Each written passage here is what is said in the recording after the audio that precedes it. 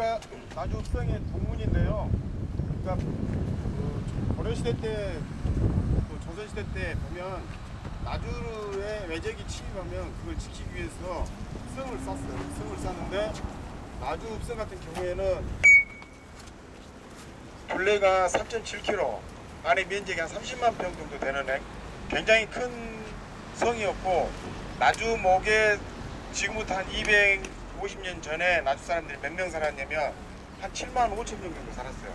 근데 현재 나주시의 인구가 몇만 명이면 9만 명도 못 돼요. 8만 7만 정도 건데요. 그 정도로 사람 수가 차이가 안 납니다. 그러니까 지금부터 한 2, 300년 전에 나주가 굉장히 큰 고을이었다는 것을 알 수 있고요. 그리고 보통 조선시대 때는 읍성을 출입을 할 때 남문하고 동문이 주 출입로예요. 그래서 북문하고 서문은 주 출입로가 아닙니다. 고주 출입로인데, 지금 현재 여러분들 눈앞에 펼쳐져 있는 요 성문은 나주 읍성의 동문이에요. 그래서 저게 동전문이라 해가지고 그 명칭을 갖고 있는 성문인데 2층 누각으로 되어 있어가지고 일반적으로 지금 나간읍성 같은 데 가서 보시면 이런 스타일이 아니라 조그만해요. 근데 그런 데는 조그만 고을이라 조그만하고, 나주는 굉장히 큰 고을이라 이렇게 크게 지금 되어 있는 겁니다. 그리고 보면 나주 읍성이 언제부터 만들어졌냐, 그런 것들 기록으로는 옛날에 무신난 무인 무시든가 텔레비전에 연속극이 또 나왔죠. 거기 보면은 그 김경선이가 전라도 나주에 가가지고 이렇게 사람들을 난을 진압하는 장면이 나오는데, 그럴 때 그 김경선이라는 사람이 그 담양에서 반란을 일으켜가지고 나주 쪽으로 와가지고, 그럴 때 김경선이가 나주 와서 시함을 할 때 그 읍성에 대한 언급이 있어요. 그리고 그 이후로 고려 올 하반기부터인가 그 삼봉 정도전 연속합니다. 연속하는데 그 삼봉 정도전이 나주를 귀향을 와요. 귀향을 와가지고 한 3년 살다 가시는데, 이분이 나주 동루에 올라가가지고 여러 가지 이야기를 했는데, 동루에 올라가가지고 나주의 지금으로 말하면 유지급들 어르신들 모셔놨고 이야기를 한 적이 한 번 있고요. 그러니까 제 나주 동루라 해가지고 나주 동루에 올라서 시를 쓴 게 있어요. 그리고 지금도 똑같지만 이렇게 우리 동네에 유명한 분이 있으면 그분 좀 찾아뵙고 인사도 드리고, 그 경우에 따라서는 그 첨삭도 하시고, 그 경우에 따라서 그분이 가지고 있는 생각이나 이런 것들을 좀 공부를 해가지고 그런 지혜를 얻어서 밝은 미래에 나가고 또 내가 크게 되는 그런 일을 많이 하잖아요, 지금도. 근데 삼봉이 나주에 나오셨을 때 기록을 보면 이 인근에 있는 선비들이 많이 와가지고 물어봐요. 극히 복내가 뭐다요? 그리고 삼봉이 저렇게 되니까 극히 복내요, 이렇게 이야기해주고 그러는데, 아무튼 삼봉이 그때 보면은 지금 말하면 최고의 학자도 최고 신진 학자이기 때문에 그 사람을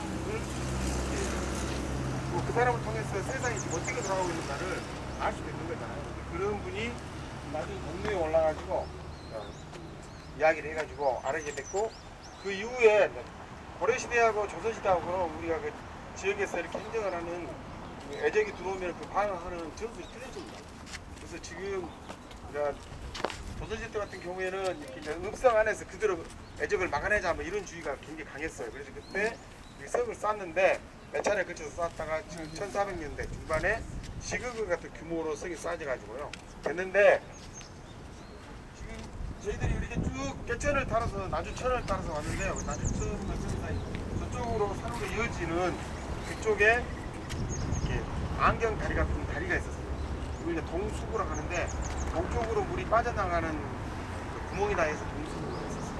동수구에는 근데 우리가 배적이 나주를 침범했다면 제일 시야강 방어 진지가 수구예요. 수구는 만박해졌잖아요. 물이 나가야 되니까 일단은. 그래서 거기에는 이렇게 쇠 창살로 이어졌는데, 그런 것들 때문에 동수구 위쪽에 진지가 있어가지고 적이 들어온 만들어온가를 방어하는 초소가 있는 겁니다. 근데 지금 여기 앞에 쭉 그렇게 막아져가지고 문이 어디로 들어가는지 잘 모르겠죠. 문은 이쪽으로 들어갔는데, 이렇게 문이 애적이 봤을 때 아, 저가 문이네, 저는 부수고 쓰겠네 이렇게 해버리면 금방 부수고 잡을잖아요. 그리고 그 반지의 제한 같은 데 보면 그 마귀 같은 놈들이 이렇게 나무 날카롭게 까지 점프들 해갖고 그 점프들 막 치고 죽으잖아요. 그런 것이 만약에 그런 걸로 이게 성문을 공격한다면은 금방 공격이 되어버리잖아요. 앞에가 안 막아져 있어요. 그래서 앞에를 둥글게 이렇게 막아놔요. 성문을 보호하기 위한 조치인데 이거 옹성이라고 하는 건데 옹성이 이렇게 타원형으로 된 것도 있고 이렇게 기역자로 된 것도 있고 그래요. 그래서 조금 더 서성문 같은 경우에는 보시면 기역자로 되어 있습니다. 여기 있는 거는 타원형으로 됐는데 그 마음대로 타원형으로 해버렸냐? 그건 아니고 저희들이 발굴을 해보니까 발굴 흔적이 이렇게 타원형으로 되어 있어서 다시 저희들이 복원하면서는 원래 그 모양 그대로 한 겁니다. 그리고 밑에 성벽하고 위에 성하고 사진이 좀 틀리죠. 우기치는 뭐 담같이 생겼잖아요. 저거는 뭐냐면 여기서 보시면 밑에서 이렇게 그 찌끄럼돌 같이 미끄럼틀가 생긴 거 있죠. 예, 전라에서 미끄럼틀가 생긴 것은 뭐냐면 저 위에서 보면 이렇게 밑에를 보고 싹 총이라든지 그 뜨거운 물을 부슬부슬 그렇게 부셔야 되잖아요. 그리고 이거를 근총원이라고 해요. 가까운 데에 있는 적을 싸기 위해서는 근총원을 싸고 여기서 보시면 수평으로 되어 있으면 좀 멀리 보이는 게 있잖아요. 저것은 원총원이라 해가지고 멀리 있는 저거 공격할 때는 그렇게 공격하도록 그렇게 되어 있는데 저거를 여장이라고 해요. 그래서 여장인데 옛날에는 그러면 거기다만 대고 쐈냐 총을 그 옆에 사이 있죠. 거기다 대고도 싸기도 하고 활로 싸기도 해요. 그러니까 여러분들이 그 이렇게 반지 제한이라든지 영화 보면은 저런 이렇게 방어 시설이 나타나면 애국놈들은 저렇게 생겼지만 우리 조선식은 이런 것이다 이렇게 이해를 하시면 됩니다. 그리고 이게 그리고 그 오실 때 받는 건 뭐였는데 그 뽕나무가 있었어요. 뽕나무 옆에가 뽕나무나 이런 것은 다 우리가 의미 있어서 심어놓은 겁니다. 이 뽕나무가 활 만들 때 쓰는 재료예요. 일단은 여기 저 2층으로 그러니까 2층으로 해서 올라가 가지고 거기서 이렇게 나중에 영상강을 한번 내려보도록 이렇게 하겠습니다.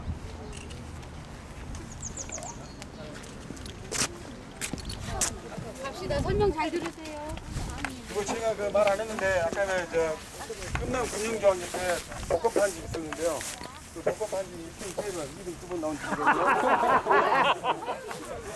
홍보팀장이구만. 오늘 저녁에 잘 주무시고 아니 길을 받아서 다시 하니까 오늘 잘 주무시고 오늘 여기 삼겹살 먹고 오늘은 안 되겠는데 오늘 추첨하잖아요. 오늘 못 사갔네 못 사갔네. For the burning oil down the chute. Shoot the arrows. When they're far away, and then when they get closer, you shoot out the bow. 우리 상대는 지혜가 대단해. 이것도